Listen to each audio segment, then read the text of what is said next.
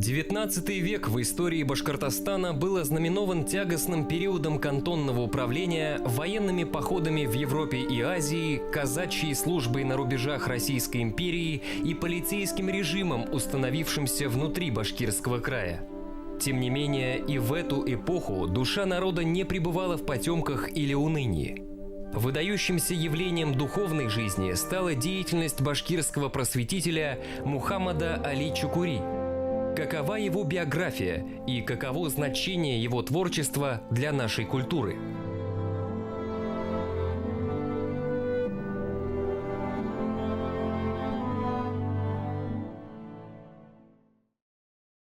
Мухаммад Али Чукури, или просто Гали Сокурой, как он именуется в учебниках по истории башкирской литературы, оставил огромный след в культуре башкирского народа. Это касается не только его литературного творчества, но также и индивидуального суфийского подвижничества, которое проявлялось в духовном наставничестве, служении избранному им пути богопознания и просвещения населения. Письменное наследие Чукури состоит из религиозных, лирических и исторических сочинений. Мухаммад Али, сын Абдус-Алиха, родился в ауле Чукур Иректинской волости Бирского уезда Оренбургской губернии. Ныне это деревня Старо-Чукурово Татышлинского района Республики Башкортостан. Слово «чукур» по-башкирски значит «яма», «впадина». Аул действительно расположен в низине. Став известным человеком, Мухаммад Али взял себе низбу Аль-Чукури, то есть Мухаммад Али Чукурский, хотя официально он носил фамилию Кииков, берущую свое начало от старшины Шарифа Киикова. Шариф Кииков – башкирский старшина Иректинской волости, Тархан, участник польского похода 1771-73 годов. Во время Пугачевщины был сторонником правительства. В 1802 году Кииковы внесены в дворянскую родословную книгу Оренбургской губернии. Мухаммад Али Чукури родился по одним данным в 1826 году, по другим в 1828. Совершенно точно известно, что произошло это в декабре, и это тоже затрудняет датировку его рождения, потому что, скорее всего, это старостильная дата, и приходится время его рождения на стык как раз у уходящих годов и наступающих. То есть ориентировочно, на самом деле, дата его рождения, как мне представляется, это декабрь 1827 года, и именно эта датировка, она отражена в ревизских сказках. Ревизская сказка 1859 года Оренбургской губернии Бирского уезда 13-го башкирского кантона 13-й юрты Старой Чукуровой деревни о состоящих мужеского и женского пола башкирах. Под номером 2 отмечен Мухаммед Гали Абдус-Алихов, указной мулла из башкир 31 года. Голландский исламовед Михаэль Кемпер писал: Мухаммад Али бен Салих бен Абдаллах бен Шариф бен Киик аль-Чукури принадлежал к старинному благородному роду. Чукури чувствовал свою принадлежность к башкирскому племени Иректы. Его предок в 20-м колене Майкы-бей был военачальником у Чингис-хана. Башкирский клан Иректы представляет собой младшее ответвление рода Каратабын, который возводит свое начало к Майкы-бию, легендарному полководцу Чингисхана, очень близкому к нему лицу, согласно целому ряду башкирских шежере. И, как верят сами иректинцы, как утверждают их исторические летописи, иректинцы как раз являются прямыми потомками Майкы-бия, и в частности прямым потомком Майкы-бия был и Мухаммад Али Чукури. Майкы-бей из племени Уйшин, которого башкиры рода Табын и Иректы считают своим родоначальником, является реально существовавшей исторической фигурой. Он упоминается в труде персидского историка XIV века Рашид ад-Дина. Рашид ад-Дин – государственный деятель и придворный историк государства хулагуидов, монгольских ильханов Ирана. Автор многотомного исторического сочинения «Джами ат-Таварих» – сборник летописей. Рашид ад-Дин писал: «Был другой старший эмир по имени Хушидай-Байку. Чингисхан отдал его Джочи вместе с войском. Он командовал правым крылом войска Бату». Майкы и Байку – вариации одного и того же имени, а племя Уйшин, или говоря по-монгольски Хушин, это одно из тюркских племен Великой Степи, которые восходят своим происхождением к древним Усуням, то есть скифам Центральной Азии. Майкы или Байку, как писал Рашид ад-Дин, служил поочередно сначала Чингисхану, затем его старшему сыну Джучи, а затем его внуку Батыю. Причем у последнего он был командующим Барунгара, правого крыла его войска. Башкиры-табынцы, проживавшие в разных частях исторической Башкирии, независимо друг от друга, составляли исторические произведения, которые включали предания и хроники, доставшиеся им от предков. Например, Мухаммад Салим Умедбаев пишет свой труд «Ядкар» – памятки, в котором упоминает о возвращении табынцев из Европы, вероятно, из Великого Западного похода монголов, их последующее поселение в долинах Иртыша и Тобола, конфликт с сибирским ханом Ибаком и другие события. Еще раньше историю башкир-табынцев стал описывать Мухаммад Али Чукури. Осознание благородного происхождения и высокого социального статуса предков в Золотой Орде и постордынских ханствах вдохновляло табынцев на составление многочисленной генеалогии, шежере и написание историографических произведений в жанре тазкират. Перу башкира рода Табын, по всей видимости, также принадлежит анонимное сочинение «Кысса и Чингисхан» – «Сказание о Чингисхане» из сборника «Дафтар и Чингизнаме». В нем излагается политический миф о заслуге башкир перед Чингисханом в возведении его на трон, за что последний якобы даровал башкирам вотчинные права на землю, особо отметив родоначальника табынцев Майкы-Бия перед лицом глав других башкирских кланов – Минг, Юрматы, Бурзян, Тамьян, Усерган, Кыпчак, Гирей и других.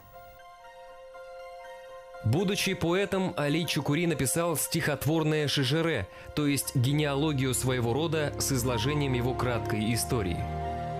Наш предок, придя к горе Урал, на реке Миас выбрал себе место. Башкиры, основавшие там свой юрт, родичами нам приходятся, ведь они именуются Кара-Табын. И что интересно, до сих пор мы, литературоведы, считали единственным стихотворным вариантом родословий. Родословие – это родословие усарганских башкир, написанных в стиле кубаира, древнего жанра, фольклорного жанра. А позднее, вот в 80-х годах, обнаружилось в Казани, в библиотеке Казанского университета, я обнаружил его стихотворное шежере, родословие, которое написано в стиле традиционной восточной письменной поэзии. Это отличает это шежере от шежере усерганских башкир. Более подробно историю своего и ряда других башкирских кланов северо-западной Башкирии Али Чукури описал в прозаическом сочинении «Тазкират Лили Хван Валь-Ахбаб. Поучение братьям и друзьям», в котором приводятся исторические уникальные сведения. Чукури писал, что часть клана Табын во главе с Ахмед-шейхом, сыном легендарного Кара-Табына, мигрировала на запад Башкирии из Зауралья и поступила там на службу к Казанскому хану. Поселившись в долине реки Ик, табынцы основали новый юрт – Иректы, получивший свое название по роду деятельности. Слово «иректы» – «иректе» состоит из старобашкирского «ирек», то есть крепость или засека, и суффикса принадлежности. Таким образом, «иректы» – «иреклы» значит «несущие службу в крепости». Достоверность сведений Чукури подтверждается тарханским ярлыком казанского хана Сахиб-Гирея, выданным его предку шейх Ахмеду и 7 его родичам. В упомянутом сочинении «Тазкират» он описывает сложную ситуацию, сложившуюся в западной части Башкирии после падения Казанского ханства. В условиях вакуума власти и нарастающего хаоса глава иректинцев Асан Тархан объединил местные башкирские кланы под своей властью, за что был условно прозван Асан ханом, а затем дал присягу царю Ивану Васильевичу. Могила Асан-хана расположена близ деревни Новочукурово и является местной достопримечательностью. Исан-хан, он, или Асан-хан называют, был действительно исторической личностью, потому что в Татарстинском районе есть захоронение. Я вот в 1984 году, когда был в командировке в этом районе, уже второй раз, одним из старожилов этой деревни сходил к этой могиле, потом по приезду в Уфе я написал об этом в газете «Совет Башкортостана». И когда я в другой раз поехал в этот район, уже могила была как бы приведена в порядок. В результате бурных политических событий второй половины XVI века башкиры клана Иректы разделились на три части. Одна группа осталась в долине реки Ик на территории нынешнего Муслюмовского района Республики Татарстан. Другая – на реке Таныp в нынешних Балтачевском и Бураевском районах. И третья – на территории Татышлинского района. Иректе деген ыру бар, табын ыруунун бир ыруу. Шулар алар мына 3 түркүмгө бөлгөндөр. Кыр иректилери Минзеде уязына кеткендер. Бүгүнкү күндө Меллеттамак деген районунда жашайлар 12 ауыл болуп, табыннар. Шундан экинчи нилери бар. Таныp иректилери, Таныp елгасы буюна урушкандар, шуңа Таныp иректилер дип алар. Биз бу нилер соңгулары калгандар урман иректилери. Иректи ыруунун башкыртлары булабыз. Шуңа баштык Токтоташ табын ыруунун иректи ыруу башкыртларынын изги түйөгө тийбедилген. Надпись на мемориальном знаке близ деревни Старочукурово гласит: «Благая земля башкир рода Иректы, Каратабын». При почти полном отсутствии документов и нарративных источников для истории Башкортостана XIV-XVI веков сочинение Али Чукури «Таскират Люль-Ихван Валь-Ахбаб» становится ценным источником информации. Чукури сохранил в нем старинные предания, передававшиеся как в устной, так и письменной форме, которые помогают реконструировать многие сюжеты прошлого. Если источником вдохновения для историографических работ Али Чукури было славное прошлое его клана, крупнейшего в составе башкир, а отправной точкой была фигура Чингисхана и идеологема о происхождении башкирского вотчинного права, то основная часть творчества Али Чукури имела совсем иные источники. Его творчество было инспирировано теми импульсами, которые он получал от духовного ислама, суфизма или тасаввуфа. В исламской культуре он открыл для себя многовековые традиции мистицизма, воплощенные в практике и различных жанрах литературы. И он, еще будучи юношей, с головой окунулся в это бескрайнее море.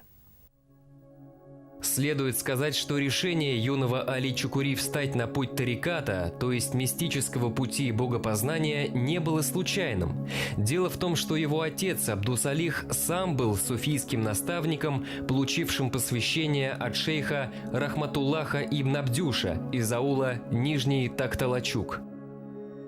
Такталачук – селение башкир Гирейской волости, родина одного из лидеров башкирского национального движения начала XX века Ильдархана Мутина, ныне расположена на территории Актанышского района Республики Татарстан.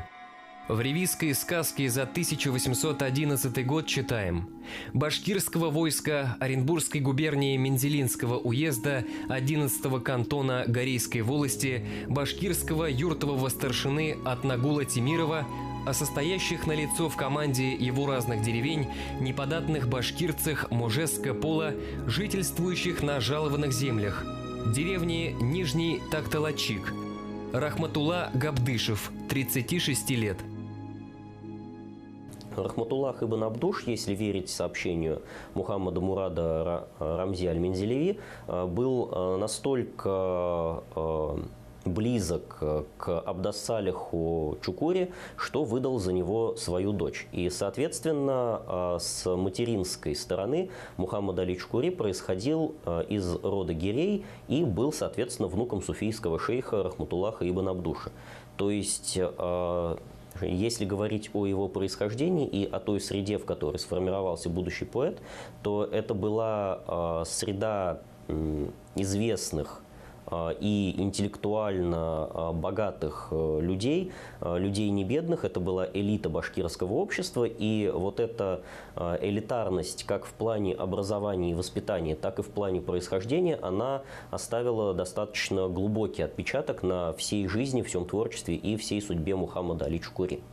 Он начал учиться в возрасте 8 лет, посещая медресе в селе Югамаш. Там проживал родственник его со стороны матери, наставник по имени Тавабиль ибн Сабак, сын башкирского старшины Сабака Сарманова, известного по документам XVIII века. В дальнейшем Али Чукури учился еще в нескольких медресе, в том числе в знаменитом Стерлибашевском, где его и застала весть о смерти отца. И в 1849 году именно в Стерлибаше его застало известие о смерти отца. Причем известие это было очень тяжелым, потому что, как пишет сын Мухаммада Али Чукури, Арифуллах, в этом письме было также сказано, что родственники, пользуясь длительным отсутствием Мухаммада Али, полностью присвоили и поделили между собой отцовское наследство, и Мухаммаду Али ничего из отцовского богатства уже не доставалось. В прозаическом введении к его большому рукописному сборнику, незавершенному, кстати, 1872 года, «Манзуматы Алия», то есть стихотворные тексты Али, он действительно прямо пишет, что происходит из лесных башкир, и называет себя самым несчастным представителем рода Ирякте. Как раз именно потому, что после смерти отца он остался без наследства, был вынужден набрать долгов. Об этом тяжелом для него времени Али Чукури писал следующее. «Мы – лесные башкиры, сын хлебороба – хлебороб, сын дихканина – дихканин. Наше занятие – корчевать лес для сенокосных угодий и хлебных посевов. Я все силы отдал этим занятиям. С трудом получив указ о назначении муллой, я построил дом, основал медресе, дома обучал взрослых, а в медресе детей, и стал среди башкир рода Иректы самым уважаемым человеком, отдающим все силы этим трудам. Многие факты биографии Али Чукури нам известны лишь благодаря сочинению его сына Арифуллаха Киикова. Арифуллах Кииков, 1861-1918. Башкирский просветитель, поэт, историограф. Убит большевиками в сентябре 1918 года. В ходе археографической экспедиции 2017 года в Татышлинский район был обнаружен полный вариант книги Арифуллаха Киикова, посвященный биографии отца. Книга называется «Айн ар-Риза», которую мы переводим на русский язык как «Источник довольства». Эта книга была издана еще в 1900 году в городе Казани, и вот по прошествии 120 лет она вот как бы ни разу еще не была издана на, как говорится, на кириллическом алфавите, ни на русском, ни на башкирском языке, но тем более уже на других языках. И вот даже этим она как бы интересна, потому что содержание, основное содержание ни специалистам, ни тем более широкому кругу читателей неизвестно. К сожалению, почти весь советский период истории творчество Али Чукури и его сына Арифуллаха Киикова не только не изучалось, но находилось под запретом. В обвинениях, звучавших на печально известном Октябрьском пленуме башкирского обкома ВКПБ 1937 года под председательством Жданова, после которого был расстрелян почти весь партийно-хозяйственный аппарат башкирской АССР, звучали следующие слова. В башкирской литературе занимало очень большое место восхваление буржуазными националистами старой башкирской жизни. Это издание так называемых классиков Башкирии Бабича, Гали Чукри, Яхшигулова и других. Бұл орында Ғали Шүкір Мұхаммад Ғали Хазіратның мәдресесі болған. Шул мәдресе орнына мәчет музей етіп салдылар. Бұл 2001 жылда ашылды. Шундан башлап эшләй. Монда бүтін Ғали Шүкірінің өзінекі қол жазмалары, Ғали Шүкірінің бүтін эшләре монда табылған эшләре инде. Менә 13 китабы бар, үзенең қол жазмалары китаплары, шуны саклана табылған. Калганнары менә кемнәрдән сакланган, шул китапларны җыеп, монда китаплар саклана. Бик күп чыганаклар бар, материаллар җыелды монда. Авылдагы авылныкы тарихы да монда, бүтін Ғали Шүкірінің нәселе сәжәрәләре эшләнгән материаллары бар да топланган. Творческий путь Али Чукури был неразрывен с его суфийским путем богопознания тарикатом, описанным им собственноручно, либо в сочинениях его сына Арифуллаха. Однажды когда он вернулся из медресе в Югамаше, он застал отца и его мюрида по имени Абдул-Маджид из деревни Новочукурова за молитвой и исполнением тихого зикра, то есть поминание Бога сердцем, без произнесения слов вслух. И, в общем-то, он был настолько увлечен этим и настолько заинтересовался, что отец как бы в шутку спросил: что, Али, ты хочешь, как дедушка Абдул-Маджид, поминать Бога сердцем? Мухаммад Али ответил: да, хочу. И тогда отец дал ему первое, собственно, суфийское наставление «Талькин и зикри кальб», то есть наставление в зикре, поминании Бога сердцем. Он сказал, что сначала приносят покаяние, потом получают наставление талкин, потом смотрят себе в сердце, а потом получают за это божественную награду. И дальше он сказал: а теперь смотри себе в сердце и заставляй его произносить Аллах, Аллах.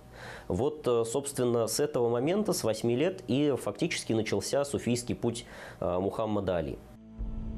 Пройдя обучение у нескольких шейхов в Башкирии, Али Чукури получил заключительное посвящение во время паломничества к святым местам. Его последним наставником стал шейх Мухаммад Масхар ад-Дихляви ал-Мадани, прямой потомок выдающегося суфийского шейха XVI века Ахмад Сирхинди. Шейх Ахмад Сирхинди, имевший почетные прозвища Муджаддид Альфи Ассани, обновитель второго тысячелетия, и имам Раббани, факих и суфийский наставник, муршид, эпоним ветви Муджаддидия, братства Накшбандия, возглавил движение мусульман Индии против шаха Акбара I за его религиозные инновации, несовместимые с исламом. Отправившись в хадж, судя по, опять же, тексту Машаих и Али Гарибуль-Бахари, он целенаправленно посещал собрания разных шейхов в Стамбуле, в Измире, в Чанаккале, в Суэце и, наконец, в Мекке и Медине. И встретил уже в Медине биологического потомка, основателя ветви Накшбандия Муджадидия Мухаммада Масхара аль-Мадани. Мухаммад Масхар аль-Мадани был сыном влиятельного индийского происхождения шейха Ахмада Саида, одного из лидеров, духовных лидеров восстания сипаев, который был вынужден после его подавления эмигрировать в Святую Землю. И, в общем-то, после того, как большая часть семьи была прощена англичанами и вернулась в Индию, Мухаммад Масхар остался там, основал суфийскую обитель Ханака, и она называлась Ханака и Масхария, и, в общем-то, занимался воспитанием мюридов там. От Мухаммада Масхара Мухаммад Али Чукури получил разрешение на наставничество в 3 суфийских орденах – Накшбандия, Кадирия и Чиштия, и по возвращении начал собирать своих сторонников сначала у себя дома, но это было затруднительно из-за того, что село Чукурово находится в труднодоступной местности. Местом проведения зикров с участием своих мюридов Али Чукури сделал пасеку, находившуюся у родника близ аула Курдым. В перерывах между службой имама и суфийского наставника он предавался поэтическому творчеству, центральной темой которого были оды, посвященные знаменитым современникам из числа религиозных деятелей. такого рода творчество, оно фактически не имеет аналогов в тюркоязычной литературе того времени, то есть очень мало кто на самом деле целенаправленно и постоянно писал тексты о современниках, будь то старших или младших, и вообще делал их предметом такого агеографического описания. И здесь можно предположить прямое влияние как раз практик ордена Накшбандия Муджадидея, потому что муджадидейские шейхи, начиная с середины XVIII века, как раз создавали в прозе и на персидском языке как раз подобные произведения. То есть внуки и сыновья писали жития своих отцов, наставников и так далее. Пожалуй, это сыграло очень значительную роль в дальнейшей судьбе литературы Башкирии и башкирской литературы, потому что это незамеченный современными филологами, но такой поворот к человеческой личности и попытка поставить в центр повествования именно человека как такового. Не действия исключительно, не поступки, а именно вот личность. Еще более великолепна лирика Али Чукури, написанная в различных жанрах восточной поэзии. Это лирическая поэзия, в основном в жанрах кит-а, отрывок, и мунаджат, тайное обращение к Богу. Это проникновенная суфийская лирика, которая отражает мистические переживания лирического героя, остановки и шаги на пути мистического познания. Это очень тонкая в плане языковой организации, в плане смысловой организации поэзии и очень сложная в плане того, как она устроена. То есть Мухаммад Али Чукури сознательно работал над формой, и система его внутренних рифм, система поэтических размеров и так далее, поэтических фигур, принятых в арабской и персидской поэзии, она находит свое полное воплощение в его стихах, и некоторые его стихи можно воспринимать как учебники по нормативной поэтике. То есть все, что есть и требуется от правильной, красивой поэзии в рамках восточного арабо-персидского канона, воспринятого тюркской литературой, вот там есть.